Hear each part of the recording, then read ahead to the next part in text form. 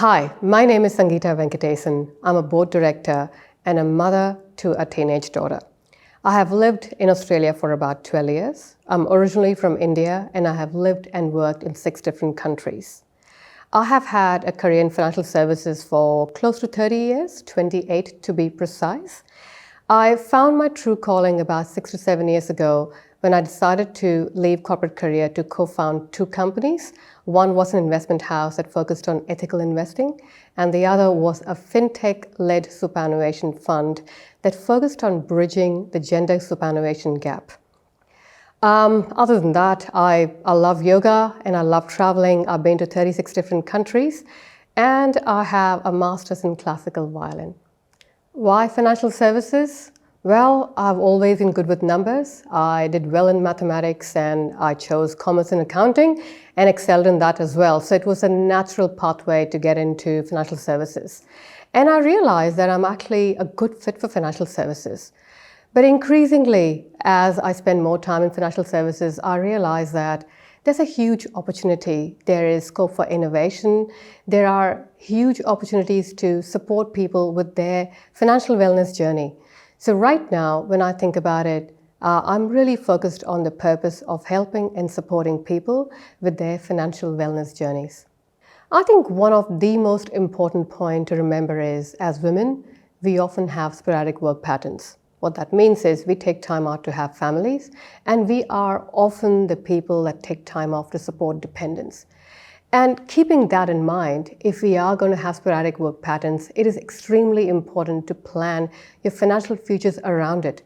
Try and understand when and how you're going to take time off, and what are you going to do in terms of making sure you plan your financial journey accordingly. That then leads to the next question, which is, when do you want to retire? And how much do you need to save to take that next step, which is retirement? The third point I often say, and I often inform people, is understand what are the different income options in retirement, including accessing superannuation. And what kind of expenses do you have to keep in mind, including medical expenses? The fourth point is insurance. People often think about insurance as one size fits all. My view is you got to think about insurance that is fit for purpose depending on your age and your circumstances. Example, if you're 20 years old, I wouldn't recommend you to get all kinds of insurance. But as you spend more time in the workforce and as you start aging, you got to think about the different insurance that are available. Life insurance, TPD, critical illness, income protection. So know your insurance and know what you need when you need. And last is use advice, use financial support. Ask people for information. You don't have to do everything yourself. As part of the OECD, Australia is above average in workforce participation. This basically means that women are well employed in Australia when compared to the OECD countries. However, what is interesting to note is that Australian women are largely employed part-time or self-employed, which means that it is not true equality when it comes to gender parity, and that's where there's an issue in Australia. There are 2 key policy areas that I think, if addressed appropriately, would really help with gender equity when it comes to pay. Number 1 is the childcare reform, basically enabling access to childcare for every family in Australia. That then enables women to go into full-time work.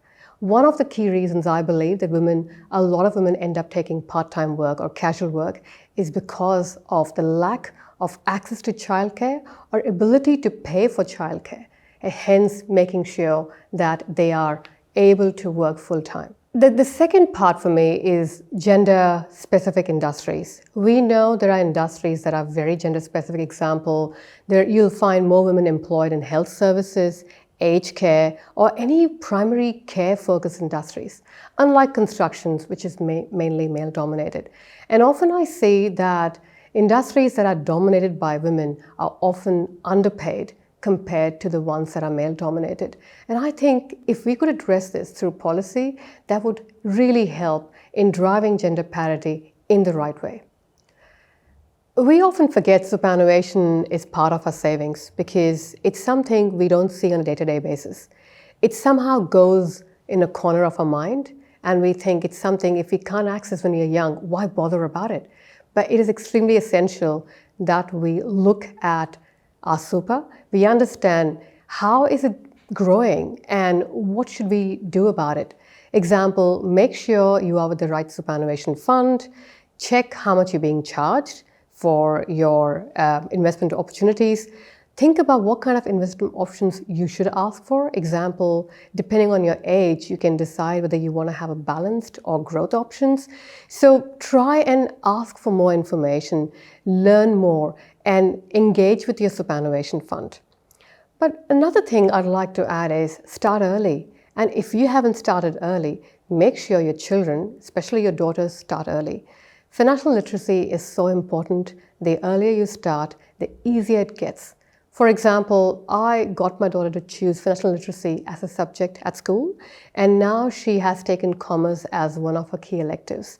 She's already learning about superannuation. She's learning about investing. She's learning about saving. And last year on her birthday, I started her share portfolio too. So she's aware of what are the different options available to her. So I really urge that one, look after ourselves as women, but also look after the younger generation when it comes to literacy.